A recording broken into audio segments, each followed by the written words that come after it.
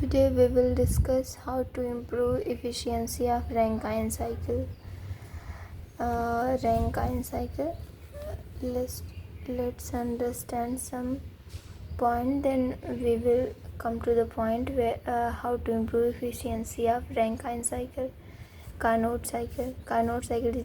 It is not practical cycle. It is idle cycle for every thermodynamic cycle. For example, Baper reverse Brayton cycle, Otto cycle. And Rankine cycle is a practical cycle. In Rankine cycle, heat addition at constant pressure, but in Carnot cycle, heat addition at constant temperature. This is efficiency formula for Carnot cycle. 1 minus lower temperature upon higher temperature. In Rankine cycle, the temperature at which heat addition takes place is variable. In order to solve this, consider mean temperature at heat addition, because we want to compare it. This 4 to 1 is mean temperature heat addition. Consider at one line, and this is TS diagram, this is TS diagram. Then area under the curve will be same. This is rectangle, then delta S, change in entropy equals to change mean temperature. This is area of rectangle, and area A1B. This is area under the curve, and APQB, area under the curve. Both are equal under curve. Then from this curve we know the area, and this area equals to the heat supplied. Mean temperature of heat addition equals to heat supplied divided by change in entropy. And efficiency of Rankine cycle, 1 minus mean temperature of heat rejection upon mean temperature of heat addition, and calculate like this. Come to the point, how to improve efficiency of Rankine cycle. Two ways to increase the efficiency of Rankine cycle: either increase the mean temperature of heat addition or decrease the mean temperature of heat rejection. First point, lowering the condenser pressure means decrease the mean temperature of heat rejection. Superheating the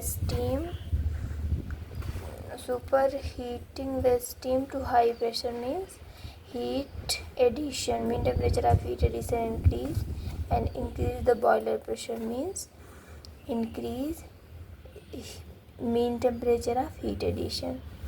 lowering condenser pressure, हम जब condenser pressure को लो कर देंगे तो mean temperature of heat rejection, मतलब इन दोनों का average ले लेंगे तो डिक्रीज हो जाएगा, क्योंकि पहले ये था, अब ये ले लेंगे तो डिक्रीज होएगा.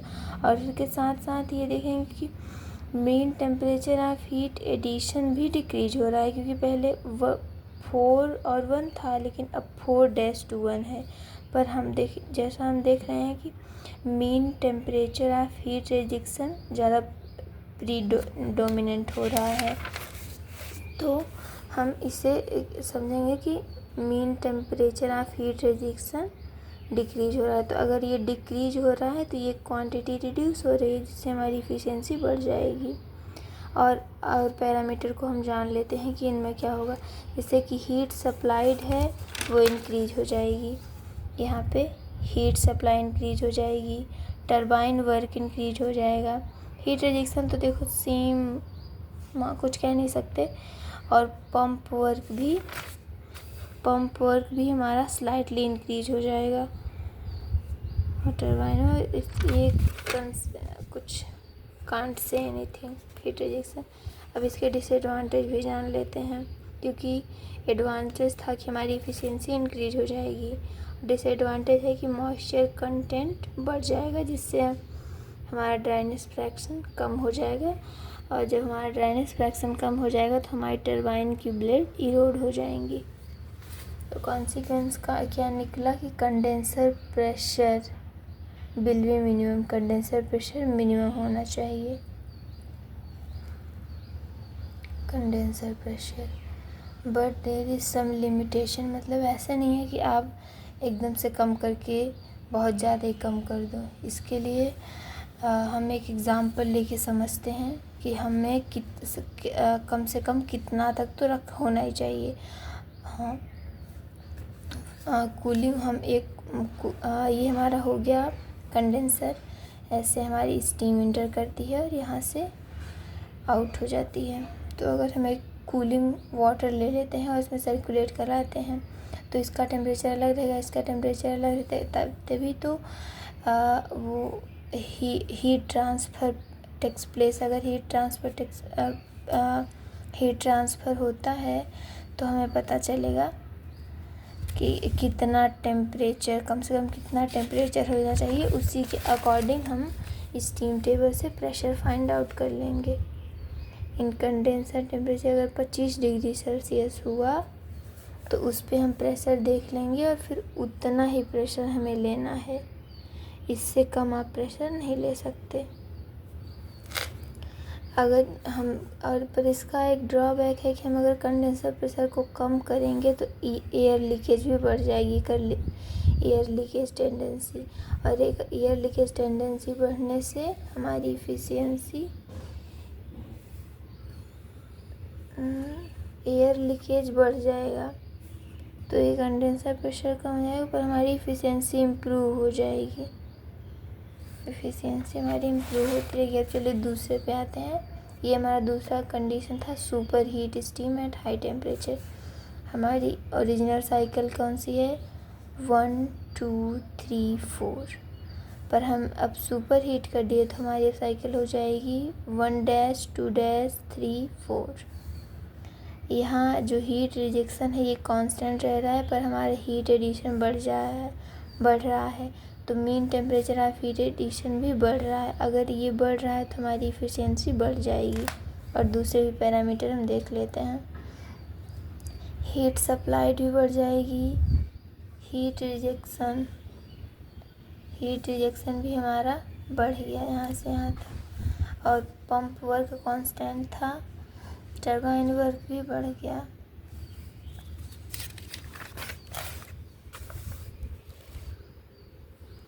क्वालिटी ऑफ स्टीम, हमारा ड्राइनेस फ्रैक्शन बढ़ गया, मॉइस्चर कंटेंट घट गया, क्योंकि देखिए ये हमारा बहुत कर्व के पास में है, यहाँ पे सैचुरेटेड वेपर हो जाता है तो हमारा ड्राइनेस फ्रैक्शन भी बढ़ गया, जैसे मॉइस्चर कंटेंट कम हो गया।